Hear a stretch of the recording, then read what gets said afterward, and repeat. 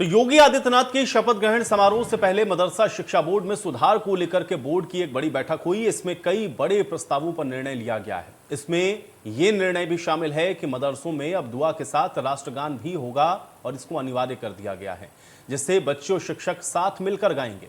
बीती गुरुवार को परिषद की एक बैठक में मदरसा शिक्षा के सुधार को लेकर के चर्चा हुई। इस दौरान कई बड़े प्रस्तावों पर मोहर लगी। अब जानकारी के मुताबिक मदरसों में टीचर्स का रिक्रूटमेंट टीईटी की तर्ज पर ही होगा। उत्तर प्रदेश में योगी आदित्यनाथ की शपथ ग्रहण से पहले सूबे के मदरसा बोर्ड ने पढ़ाई की गुणवत्ता को बढ़ाने के लिए कुछ सख्त एक्शन लेने का फैसला किया है। इसमें यूपी मदरसा शिक्षा परिषद ने भ्रष्टाचार पर भी लगाम लगाने के लिए सख्त कदम उठाए हैं। बताया यह जा रहा है कि अब नए सेशन से सभी अनुदानित और गैर अनुदानित मदरसों में दुआ के साथ राष्ट्रगान को अनिवार्य कर दिया गया है। बच्चे और शिक्षक दोनों ही साथ मिलकर नेशनल एंथम को गाएंगे। लेकिन अब मदरसों में राष्ट्रगान को अनिवार्य किया गया है और मदरसों में जो राष्ट्रगान अनिवार्य किया गया है इसके मायने क्या हैं, ये आज हम समझने की कोशिश करेंगे। तो योगी सरकार की तरफ से यह फैसला किया गया है जिसमें मदरसों में राष्ट्रगान को अनिवार्य कर दिया गया है। हमारे संवाददाता ने इस मुद्दे पर योगी सरकार के इकलौते अल्पसंख्यक मंत्री दानिश आजाद से खास बातचीत की है। दानिश आजाद ने कहा कि ऐसे फैसले से देशभक्ति बढ़ेगी और यह फैसला बहुत पहले हो जाना चाहिए था। दानिश जी, आज एक फैसला आया है कि मदरसे में भी राष्ट्रगान कराया जाएगा। ये बहुत ही ऐतिहासिक और स्वागत योग्य फैसला है और हालांकि ये फैसला बहुत पहले आ जाना चाहिए था, लेकिन जो सपा बसपा और कांग्रेस की सरकारें हैं वो मुसलमानों को केवल बेवकूफ बनाने का काम करती थी और हमारी पार्टी भारतीय जनता पार्टी आदरणीय मोदी जी और योगी जी मुसलमानों के सर्वांगीण विकास के लिए काम कर रहे हैं। और जब मदरसों में राष्ट्रगान होगा तो आप सोचिए कि एक राष्ट्रभक्ति की जो अलग जगेगी वो मदरसों से निकल के पूरे देश और दुनिया में जाएगी, तो एक बहुत बड़ा मैसेज जाएगा। ऐसा नहीं लग रहा है कि फैसला तत्काल शपथ के बाद आए, पर सियासत होगी? नहीं, इस पे कोई सियासत नहीं होनी चाहिए। हमारा राष्ट्रगान है, गर्व की बात है। मदरसे में गाया जाए, स्कूल में गाया जाए, प्राइवेट स्कूल में गाया जाए, राष्ट्रगीत हो, सरकारी स्कूल्स में हो, ये तो तमाम चीजें होनी ही चाहिए और ये बहुत पहले हो जाना चाहिए था। लेकिन पिछली सरकारें केवल तुष्टीकरण का काम और अपना बैंक बैलेंस संभालने का काम करती थी। भारतीय जनता पार्टी ग्राउंड पे काम कर रही है। हमारे साथ बातचीत करने के लिए दानिश आजाद थे। उन्होंने कहा कि जो राष्ट्रगान पे सरकार का फैसला आया है इससे कहीं ना कहीं राष्ट्र के प्रति प्रेम उमड़ेगा और ये राष्ट्रहित में ऐसे फैसले बहुत पहले हो जाना चाहिए, लेकिन अभी हुआ है उसके लिए भी सरकार को, लोगों को धन्यवाद देना चाहिए। सहयोगी शमशाद के साथ रजनीश पांडे, इंडिया न्यूज।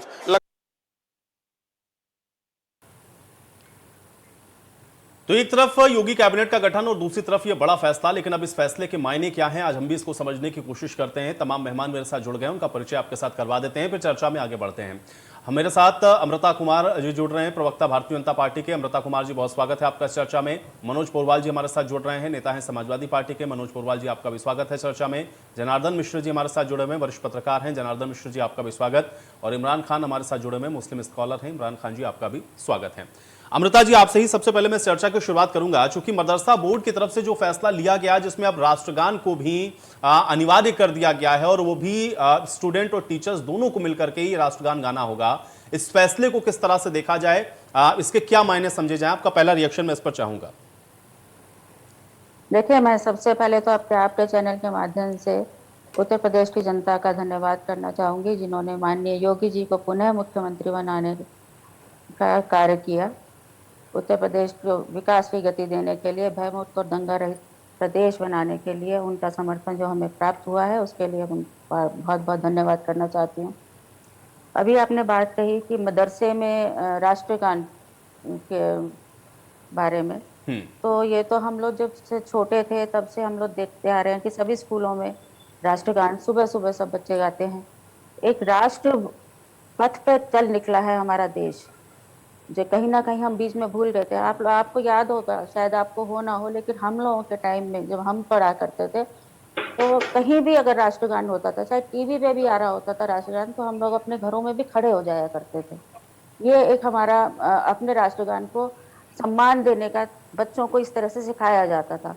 लेकिन अगर मदरसों में अब तक नहीं हो रहा था तो कहीं ना कहीं पहले की सरकारों की त्रुटि है वो। जब एक शिक्षा का केंद्र है, वहाँ हम अपने बच्चों को शिक्षा दे रहे हैं, तो सबसे पहले तो हमें अपने बच्चों को एक अच्छा नागरिक बनना सिखाना होता है, अपने देश के प्रति उसका आदर सम्मान बढ़ाना होता है, तो राष्ट्रगान एक सिर्फ और सिर्फ अपने देश को आदर सम्मान उसको सम्मान देने की बात होती है कि हम अपने देश के लिए राष्ट्रगान गा रहे हैं। ये हमारे देश का राष्ट्रगान है, वो किसी जाति विशेष का नहीं है, वो किसी समुदाय विशेष का नहीं है, वो हमारे सब भारतीयों का है, तो सबको गाना चाहिए, इसमें कोई गलत बात नहीं है। अगर हम अपने देश को दोबारा से राष्ट्र पद पे लेके जा रहे हैं तो उसका स्वागत करना चाहिए और सबको मिलकर इसका स्वागत करना चाहिए, इस फैसले का। इमरान खान जी, आप इसको किस तरह से देखेंगे? क्या आपको लगता है ये स्वागत योग्य कदम है या इसके कुछ और मायने भी आपको नजर आते हैं?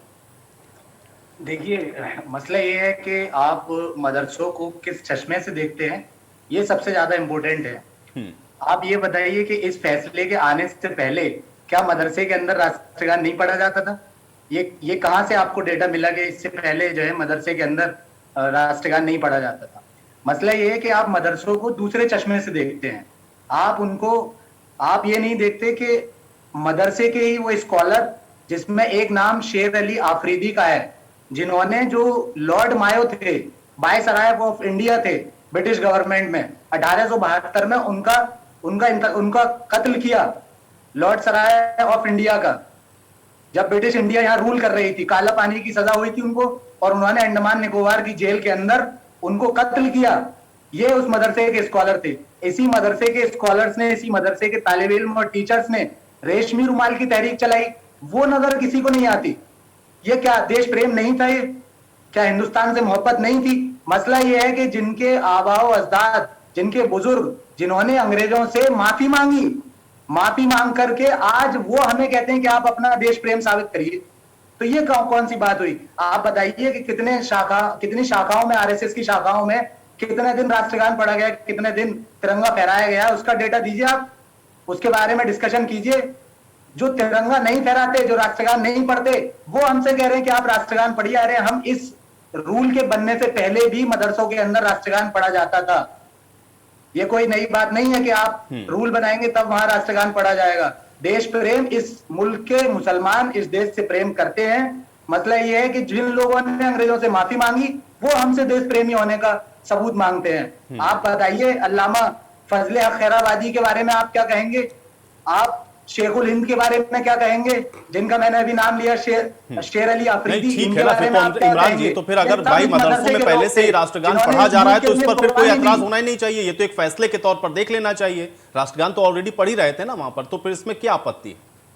नहीं, आपत्ति कहाँ है? मसला ये है कि जब पढ़ रहे थे तो क्या मतलब कहां से शक आया आपके अंदर? और उन लोगों को ठीक है, उसको अनिवार्य कर दिया गया ना। आप पढ़ रहे थे, बहुत अच्छी बात है, कुछ चीजें हो रही हैं वो बहुत अच्छा है, लेकिन उसको अनिवार्य कर दिया गया। तो अगर आप पढ़ ही रहे थे वहां पर तो फिर तो कोई आपत्ति होनी नहीं चाहिए। बढ़िया, इनको करने दीजिए, उसमें क्या दिक्कत है? आपत्ति किसी को नहीं है। तो बस मुझे ही पता करना था आपसे। ठीक है मनोज पुरवाल जी, नहीं अब आपको किस चश्मे से देखते नहीं देखते हैं ये एक अलग विषय हो सकता है, ये एक अलग विषय हो जाएगा कि वो किस चश्मे से मदरसों को देख रहे हैं, लेकिन अनिवार्य कर दिया। आप कह रहे हैं कि इस पर आपकी कोई आपत्ति नहीं है, तो बस बात ठीक है। मनोज पुरवाल जी, कैसे देखते हैं इस फैसले को? ये राष्ट्रगान वाला फैसला हमने पहले भी देखा है। मुझे कई दफे इस्लामिया स्कूल मदरसा में जाने का मौका मिला है, तो वहाँ भी राष्ट्रगीत होता था, राष्ट्रगान होता था, और बल्कि देशभक्ति के गीत भी वहाँ गाए जाते थे मुसलमानों में, मदरसों में, इस्लामिया स्कूल में। अब इसको अनिवार्य करके केवल ये दिखाया जा रहा है कि हम अब भी हिंदुत्व पे चल रहे हैं और अपना वोट बैंक को संगठित करने के लिए ये उन्होंने अनिवार्य नहीं। तो मनोज जी, मुझे एक बात बताइए भाई, राष्ट्रगान को अनिवार्य कर देने से हिंदुत्व का उससे क्या लेना देना? वो ये थोड़ी ना करें कि आप गीता का पाठ करिए, वहां पर ये अनिवार्य है। राष्ट्रगान का हिंदुत्व से क्या लेना देना? आप बताने, जब अनिवार्य करने की जरूरत ही नहीं थी, पहले भी किया जा रहा, अनिवार्य कर भी दिया है, तो उसके लिए इसका कोई इतना हाईफाई होना नहीं चाहिए। ठीक है, अनिवार्य कर दिया, वो तो पहले ही होता था, अब भी होता रहेगा, इसमें दिक्कत क्या है? किसको दिक्कत है? किसी को दिक्कत नहीं है। नहीं, अभी आपने उसके साथ हिंदुत्व को जोड़ा ना कि देखिए अपने हिंदुत्व के एजेंडे को लेकर चल रहे हैं। भाई राष्ट्रगान को अनिवार्य करना हिंदुत्व का एजेंडा कैसे हो जाता है? ये तो मनोज जी आपको समझाना पड़ेगा ना। अगर एक तरफ आप ये कह रहे हैं कि वहां पे पहले से हो रहा था और इन्होंने अनिवार्य कर दिया, तो आपको पहले ही कहना चाहिए कि नहीं बहुत बढ़िया अनिवार्य कर दिया, तो हम तो स्वागत करते हैं। लेकिन आप दूसरा शब्द उसमें जोड़ते हैं कि देखिए हिंदुत्व का एजेंडा है इसके साथ में। ये सब चुनावी टाइम में क्या होता है? अभी अब चुनाव आ रहा है, फिर 24 का, चलो फिर। अरे अभी चुनाव कहाँ आ रहा है? अभी तो 2 साल है चुनाव में, अभी तो चुनाव से बाहर निकले। अभी वो 2 साल तक ये सब मुद्दे, हिंदुत्व वाला मुद्दा भी जिंदा रहेगा। तो राष्ट्रगान का हिंदुत्व से क्या संबंध है मनोज पुरवाल जी? यही तो समझना चाह रहा हूं ना मैं आपसे, राष्ट्रगान का हिंदुत्व से क्या संबंध है? नहीं, तो आज ये बताइए, आपने राष्ट्रगान वाला मुद्दा आज लिया है, आज कैबिनेट बनी है, महंगाई के बारे में क्या सोचा है? जब डीजल रोज बढ़ रहा है, सब कुछ महंगाई हो रही है, उसका विचार करना चाहिए, बेरोजगारी विचार करना चाहिए, आप देखिए, शिक्षा ठीक विचार है। करना चाहिए। अब आप, मैं स्वास्थ्य आपसे विचार केवल करना आपका चाहिए, ये पक्ष इसको जानना विचार चाह रहा हुआ हूं कि ये फैसला सही है कि नहीं है। आप मुझे बताइए, आप उसको हिंदुत्व के साथ क्यों जोड़ रहे हैं? नहीं, फैसला तो पहले से अनवार करने में हमें लोगों को कोई बुराई नहीं लगती। ठीक है, आपने अनवार कर दिया, अच्छी बात है। जनार्दन मिश्र जी, आप इसको कैसे देखेंगे, इस निर्णय को? देखिए आयुष जी, हमारे साथ में मुस्लिम स्कॉलर हैं, इमरान जी, सपा नेता ने भी अपनी बात रखी, लेकिन शायद जो इन्होंने नाम लिए उनको सलाम है, बिल्कुल देशभक्ति के लिए उन्होंने बड़े आगे आके बात करी। दो चीजें जो आपने पहली भी उठाई कि उसको हिंदुत्व से जोड़ना, मुझे नहीं लगता ये सही बात होगी। और सबसे बड़ी चीज है कि खबरों में शायद आपने फॉलो नहीं किया या आपने नहीं देखा, कई ऐसी जगह थी जहां पर तिरंगा फहराने को लेकर, जहां पर राष्ट्रगान को लेकर विरोध के स्वर निकले। अगर आपने नहीं देखा, वहां पर कई बार ऐसी जगह आई हैं। बरेली में एक बार ये किस्सा हुआ था, कई जगह हुआ। तो ये अच्छी बात है कि अधिकांश मदरसों में पहले से राष्ट्रगान होता था, और आज अगर उसके लिए ये कह दिया गया कि सभी में होगा, तो इसमें कोई इसमें काउंटर करने वाली क्या बात है? उसका तो स्वागत करना चाहिए। और जो इमरान भाई कह रहे हैं कि जो हमारे मदरसे से निकले हुए लोग, ये तो उन्होंने 2 या 3 नाम बताए, हजारों लोग ऐसे हैं जिन्होंने देश की प्रगति विकास में काम किया। रेशमी रुमाल की तहरीक में मैंने उनका नाम बताया, जो हेड थे, जो उसको रन कर रहे थे। बिल्कुल बिल्कुल, उसमें बहुत हजारों ऐसे लोग बड़े जुड़े थे। नाम हैं जो जिन्होंने योगदान दिया। तो ऐसी चीजों में अगर सरकार लेके आती, देखिए विरोध करना नहीं, लेकिन जनार्दन जी देखिए, इमरान जी का कहना यह है कि दिक्कत वहां से शुरू होती है जब आप उसको किसी एक विशेष चश्मे से देखना शुरू कर देते हैं। अच्छी बात है, आपने अनिवार्य कर दिया। जहां जो लोग आपत्ति कर रहे थे वहां बढ़िया है कि भाई अब उनको भी करना पड़ेगा, वो आपत्ति वहां खत्म होगी। लेकिन चश्मा जो उन्होंने लगाया कि आप भाई जो जिस चश्मे से देख रहे हैं ना मदरसे को, वो सही नहीं है। आयुष जी, मुझे लगता है ये बातें कहीं दूसरे दिलों की दूरियों की हो सकती हैं, लेकिन जैसा मदरसों में, आसपास मदरसों में देखा जाता, बड़े संगठित तरीके से वहां पर राष्ट्रगान होता है। जहां पर इन चीजों का विरोध होता था और जहां पर रेडिकलिज्म है, जहां पर कट्टरवाद की बात होती थी, उनके लिए एक संदेश चला गया कि सभी को राष्ट्र का सम्मान सर्वप्रथम करना चाहिए। बाकी ना इसमें कहीं चश्मे बदलने की बात है कि स्कूलों में नहीं होगा वहां पर होगा, ना इसमें कहीं पर ये बात है कि और लोगों का जो मदरसे से निकले हुए अच्छे स्कॉलर हैं उनको हम सम्मान नहीं करते या नहीं करना चाहिए। और मुझे तो लगता है इसको सरकारी फैसला ना मानते हुए इसको एक इस तरह से लेना चाहिए कि जो इन्होंने कहा वो बात ठीक है। देखिए, विरोध करना, मैं जो कह रहा था कि विरोध करना एक बड़ी अच्छी चीज है। सरकार का कोई भी फैसला आता है तो अगर गलत फैसला है तो उसका पुरजोर विरोध होना चाहिए, लेकिन अगर सच बात आती है या कोई ऐसी चीज है जो राष्ट्र के हित में है, तो कम से कम उसका पुरजोर समर्थन भी होना चाहिए। मुझे याद है सहारनपुर में एटीएस का एक सेंटर वहां पर खोला गया, तो कई लोग विरोध करने के लिए काफी बातें कहने लगे। लेकिन आप इस चीज को भी ध्यान में रखें कि इंटरनल सिक्योरिटी भी उतनी इंपॉर्टेंट है। तो उससे अगर आपको दिक्कत नहीं है तो उस चीज का समर्थन करें ना। अमृता कुमार जी, जवाब दीजिए। चूंकि एक तो एक विशेष चश्मे से आप लोग देखते हैं, इस पर आपत्ति थी, और दूसरा ये भी साथ में जोड़ा गया कि भाई आरएसएस जहां पर आप लोग तिरंगा नहीं फहराते वहां पर आप लोग राष्ट्रगान करते नहीं, और आप इनसे सर्टिफिकेट मांगने की कोशिश करते हैं कि आप बताइए कि आप राष्ट्रवादी हैं कि नहीं। ये चीज जोड़ी गई इसके साथ। मैं चाह रहा हूं उस पर जवाब दें अमृता जी। देखिए, अभी इमरान भाई ने कहा कि संघ के जो विद्यालय हैं वहाँ पे, मैं इनको बताना चाहूंगी कि संघ के जो विद्यालय हैं, विद्यालय नहीं, संघ की शाखाएं, जो शाखाएं हैं, जो शिशु मंदिर जो हमारे होते हैं, वहाँ पे हमेशा से राष्ट्रगान शुरू में ही पढ़ा जाता है। सुबह सुबह सब बच्चे पढ़ते हैं। तो इस तरह की बातें, ये तो एक संकीर्ण मानसिकता की बात हो गई कि आप इसको उस चश्मे से देख रहे हैं। ऐसा कुछ नहीं है। संघ की शाखाओं में तिरंगा नहीं फहराया जाता, ये पूरी दुनिया जानती है और हिंदुस्तान के लोग जानते हैं कि संघ की शाखाओं में तिरंगा नहीं फहराया गया है। बहुत अरे इमरान भाई, हमारे भारतीय जनता पार्टी की सरकार में ही मदरसों के आधुनिकीकरण भी कराए गए हैं। आप ऐसा चश्मा मत लगाइए। आप एक ड्रिवन पॉलिटिक्स कर रहे हैं। आप दूसरों के हाथों में सदा से खेलते चले आ रहे हो और आगे भी आप नहीं। लेकिन इमरान जी मुझे एक चीज बताइए। इमरान जी ने एक सेकंड इमरान जी मुझे एक चीज बताइए, संघ का और मदरसों की क्या कोई तुलना है क्या? यहाँ तो मदरसे में जहाँ पे पढ़ाई हो रही है, जहाँ पे शिक्षा दी जा रही है, वहां पर ये अनिवार्य है। जो संघ की शाखा में वो क्या कर रहे हैं, क्या नहीं कर रहे हैं, इससे क्या लेना देना है? बीजेपी चाइल्ड ऑर्गेनाइजेशन है, उसकी पेरेंट ऑर्गेनाइजेशन है आरएसएस। और अरे तो उस बीजेपी तो parent फहरा रही है ना। organization मुझे की एक बात शाखाओं बताइए, में- मदरसे के अंदर अगर शाखाओं इसको में अनिवार्य तिरंगा कर रहे हैं तो नहीं संघ फहराया क्या कर रहा है, उससे इसका क्या लेना देना है? मदरसे में तो हो रहा है ना वो काम, तो मदरसे में होने दीजिए। वही मैं कह रहा हूँ, जहाँ पे हो रहा है वहां जरूरी नहीं है कि आप लॉ बनाइए, जहाँ नहीं ये हो भी रहा, तो एग्जांपल वहाँ दिया पे ना। ये देखिए law बनाइए। जनार्दन जी ने भी जो बताया बहुत सारे problem है, मदरसे ऐसे थे उसको जहां पर बंद खबरें ये करना भी चाहिए। थी जो कि भाई problem तिरंगा नहीं है, फहराने बंद दे रहे हैं, करना। मदरसे में तिरंगा नहीं फहराने दे रहे हैं, वहां पर राष्ट्रगान को लेकर विरोध कर रहे हैं। अगर ऐसा हो रहा है तो उसको अनिवार्य कर दिया उन्होंने। जहां हो रहा था कहीं वहां तो ऐसा कोई नहीं आपत्ति हुआ। नहीं है। कहीं ऐसा नहीं हुआ। कई सारे न्यूज चैनल्स हैं जिन्होंने ये क्लिप चलाई थी, उसके बाद ऑल्ट न्यूज और कई सारे न्यूज चैनल जिन्होंने इस प्रोपोगेंडा को पर्दाफाश किया था, इसका दिखाया था कि वहां तिरंगा फहराया गया और राष्ट्रगान भी पढ़ा गया। ये झूठी खबरें फैलाने वाले लोग उसको फैलाते हैं और लोग उस पर यकीन करते हैं। आरएसएस की शाखाओं में तिरंगा नहीं फहराया गया, इसकी वीडियोस मौजूद हैं, इस पे कई डिबेट्स टीवी चैनल्स पे हो चुकी है। अब वो कह देंगे ये भी आप प्रोपोगंडा करते हैं।